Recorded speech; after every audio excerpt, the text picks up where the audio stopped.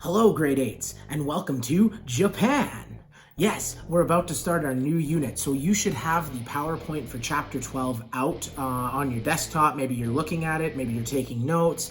However you want to handle this is totally up to you. But I thought what I would do is kind of go through the entire PowerPoint with you like we were in class. I may go quick, but the best news is you can just replay this later. Woo! So here we go. Let's just get started. Japan. Welcome to Japan. Look at the PowerPoint title slide. That's great.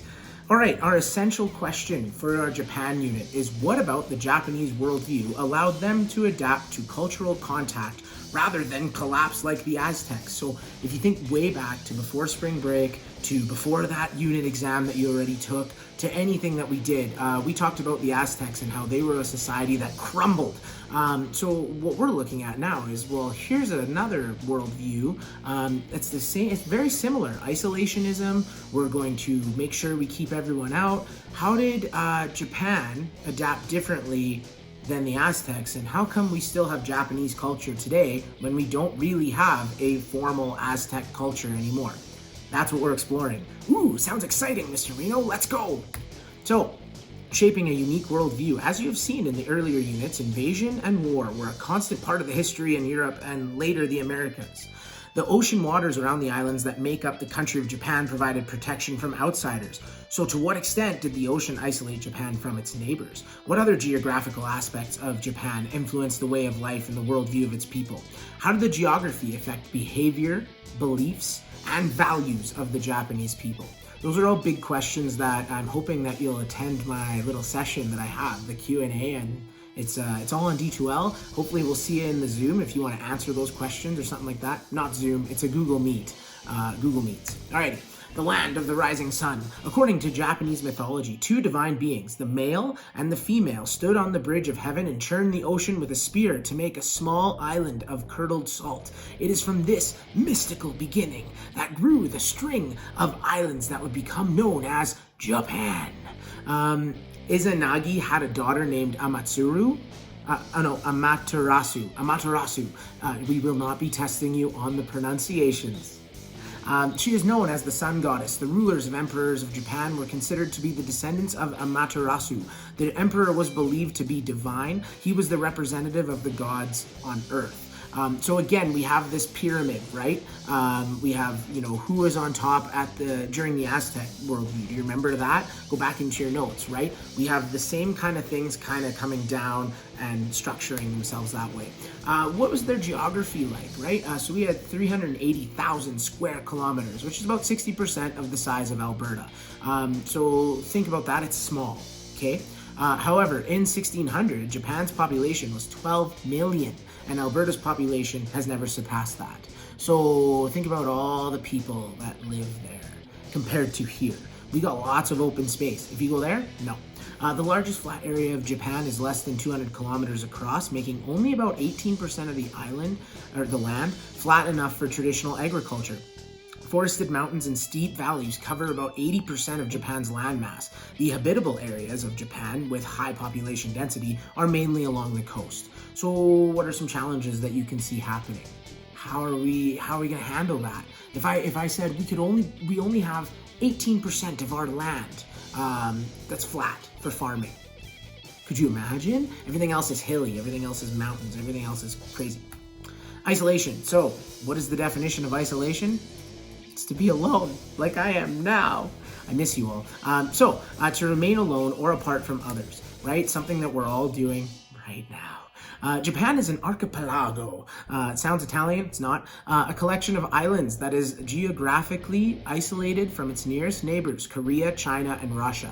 The ocean between Japan and Asia is rough, making it extremely difficult to set sail, and the eastern coast have fewer natural harbors should anyone dare to undertake the voyage. So remember in Aztec society, right, we talked about Tenochtitlan and how it was like surrounded by mountains and everything, and it was like, oh, that's a great idea. Yeah, lots of defense. But what happens when somebody gets in?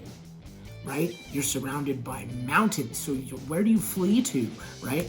So there is, however, archaeological evidence that there was some contact between Japan and China as early as the mid-200s, and between Japan and Korea between the 400s and 800s. From the 500s, there's also some evidence of immigration to Japan from both countries. So there was some contact between Japan and China.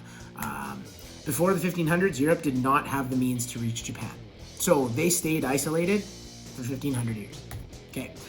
Because of their relatively isolated state, we're now on the isolation slide continuing, the Japanese were able to pick and choose what they wanted to adopt from other cultures. So they were isolated, no one came and took them over, so they were like, we'll take this, we'll take that, oh, that looks good, we'll take that.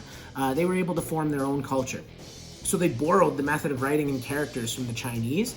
At the beginning, they wrote strictly in Chinese characters, but over time, they started to use those Chinese characters to write Japanese language, and eventually they created a new system that combined Chinese and Japanese characters. What was that system? We'll get ready for our first assignment. What was nature like? Okay, beauty of nature. The beauties of the natural landscape have always been a source of great pride. If anyone's playing Animal Crossing right now, you may have just finished the cherry blossom tree part of your season. There was lots of those kind of pink trees. It was beautiful. It still is. Most of Japan experiences distinct, predictable seasons, and many of their celebrations and rituals mark the change of these seasons. So cherry blossoms are the most beloved flowers among the Japanese. They represent many things to the Japanese. Among them are new beginnings, beauty, and the shortness of beauty in life. Or new horizons, like Animal Crossing, Mr. Reno plays Nintendo. Okay, I'm done. Shinto, the way of the spirits. Shinto is the ancient religion of Japan. The love of nature, and remember that's big. Shinto is the ancient religion of Japan. Shinto is based on the belief that sacred spirits, called kami, take the form of objects in nature such as mountains, trees, and stones. The sun goddess, Amaterasu, is considered the most important kami, and humans become kami when they die. To please the kami, festivals called matsuri are held throughout the year to celebrate nature, with the spring and fall festivals being the most important. In Calgary, we have an Omatsuri festival. I worked it a couple of years ago, and it's an awesome festival that celebrates Japanese culture. Alrighty. Shinto has no founder, nor any religious laws. So there is not like a god. Like the Ten Commandments or Beatitudes for this, the Japanese turned to the Chinese faiths of Buddhism and Confucianism. Borrowing aspects of these religions resulted in a distinctly Japanese form of worship. Many people today do not consider Shinto and Buddhism as religions. It is understood in North America. That's how we understand it. They look at Shinto and Buddhist practices as cultural rather than religious practices. So it's like us saying, all right, well, Catholicism, let's say. Great, let's just say Catholicism is the national religion. And then we go, no, it's not a religion, it is cultural. If you live here, you practice it. It's neat. The dark side of nature. While the beauty of nature is an integral part of Japanese worldview, the Japanese people are well acquainted with the dangers of nature as well. So this slide kind of talks about earthquakes, volcanic activity. It can be beautiful at one moment and calm on the other, and then suddenly frightening and violent in the next moment. So having a constant fear of natural disaster, how would that affect you? If today you woke up and you're like, I hope the volcano doesn't erupt and melt my house. It would be interesting to live there, right? One answer might be that people become stoic. So what does stoic mean? It means that a person controls his or her own emotions and endures difficult experiences with patience. So patience is huge, and at the same time, if you are stoic, you're controlling those emotions. You're not waking up and going, hope that volcano doesn't destroy my town. You're more like waking up and going, oh, there's a volcano there, but you know what? I'm gonna wait. I'm gonna wait till I have to worry. So the first Westerners in Japan who experienced the earthquake and fire that hit Yokohama in 1868 were amazed at how fast the Japanese rebuilt, right? So if you're stoic, you're strong. Think of it that way. Stoic, strong, they sound the same. It's like, all right, something bad happened. It's okay, I've managed my emotions. Let's rebuild this village that just got melted by magma. Some major natural disasters that have occurred in Japan. Here we've compiled them for you. You can look through them. Super good. All right, resources and climate. Compared with the countries of Renaissance Europe, Japan had relatively little trade with other countries before 1853, and yet the country survived and prospered. Farmers and fishers provided enough food to feed the population. Wood to build was abundant in Japan's many forests. So all this kind of stuff made Japan self-sufficient. They did not rely on trade. Despite the fact there wasn't a lot of farmland, what little they had was very fertile, and the temperate climate led to longer growing seasons. So even though they only had 18%, they had like 150% growth. Rice. Rice was the main food in Japan. If you're like, what was the main food in Japan, Mr. Reno? I can't remember. Rice. Don't forget it, it's rice. Although the poorest Japanese could afford rice only occasionally, it was and remains the food that is closely associated with Japan and its culture.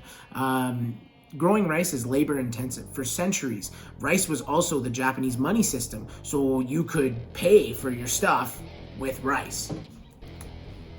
They were a homogenous society. The people of Japan have long thought of themselves as homogenous society, a great unified family with common values and beliefs. They worked together. They were collectivists, okay?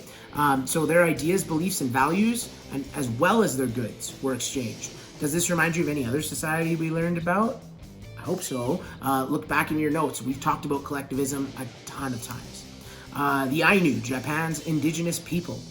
The Ainu lived in the northern part of Japan for several thousand years in an area called Izaki. The Ainu had their own separate society and territory. The Ainu fought several wars of resistance against the Japanese, but each time they were defeated. And the reason is that they began a program of assimilation for the Ainu people.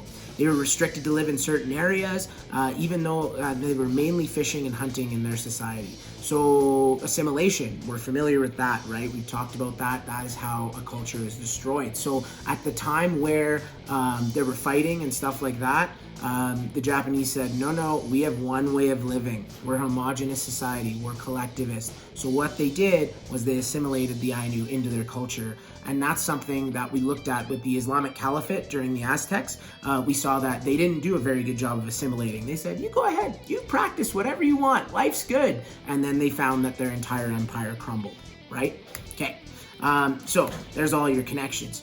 So for review, what are the main beats of the Japanese origin story? Who are Japan's closest neighbors? What conditions made isolation possible for Japan? What does the cherry blossom symbolize for the Japanese? How would you define the Japanese relationship with nature? And how did Japan survive without trade? And finally, what did Japan use as currency? If you can answer all those questions right away, no problem, Mr. Reno, I got them, then you have definitely looked at this PowerPoint long enough. If you can't, if you're like, wait, what?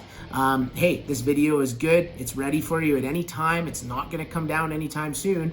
So feel free to keep reviewing. Make sure you fill in the notes. In the next video, we'll kind of go into in depth of what our project is going to look like for this unit. It's called Katakana Creations. If you want to get ahead, you're Mr. Reno, I can't wait. Please give me some content. Then you can go ahead into D2L and you can go under content and you can click Katakana Creations and start reading through it and start thinking about what kind of story you're going to write. Until the next social update and video, see you later, grade 8s.